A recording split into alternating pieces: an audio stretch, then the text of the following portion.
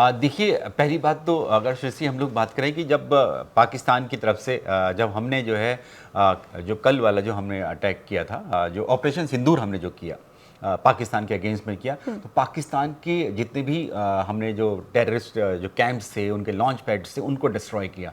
उसमें हमने अपने फाइटर जेट्स का इस्तेमाल किया, रफाल का, जैसे स्कैल्प मिसाइल, ब्रह्मोस मिसाइल हमने इस्तेमाल किया, अपने लॉइटरिंग म्यूनिशन इस्तेमाल किए। पाकिस्तान का कोई भी एयर डिफेंस सिस्टम को पता ही नहीं लग पाया। उनको पता तब लगा कि जब वो सब गिर गए, जाके उन्होंने तबाही मचा दी उन बम्स ने और मिसाइल्स ने। तो ये तो हालत पाकिस्तान की एयर डिफेंस सिस्टम की। तो अगर पाकिस्तान को जब खानो खान खबर ही नहीं लगेगा कि किस तरह के कोई ड्रोन मिसाइल उनके ऊपर आ रहे हैं, तो आप कंपेयर कर सकते हैं कि वो कहाँ पर खड़े हैं और हम कहाँ खड़े हुए हैं।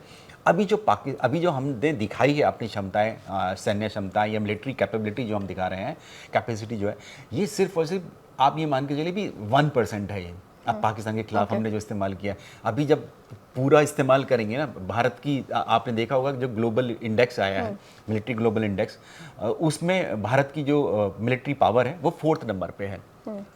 अमेरिका, रशिया, चाइना और भारत। और पाकिस्तान कहाँ है?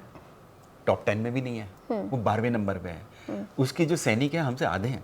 हमारी 14 लाख सैनिक हैं, उनके 6.5-7 लाख हैं, इतने ही हैं। ये तो संख्या हो गई सैनिकों की। उनकी जो टेक्नोलॉजी है वो भी बहुत पुरानी है। उनके उनके उनके जो टैंक है, उनके पास तेल तक नहीं है। तो ये और बहुत आधे हैं, सृष्टि मान के चलिए, उनकी जो आर्मी है, उनके जो वेपन्स हैं, वो एक तो आधे हैं, उनके विंटेज हो चुके हैं। विंटेज यानी पुराने पड़ चुके हैं, नए उनके पास है नहीं। नए जो भी हैं वो चीन से लिए, जिसको हमने डिस्ट्रॉय कर दिया।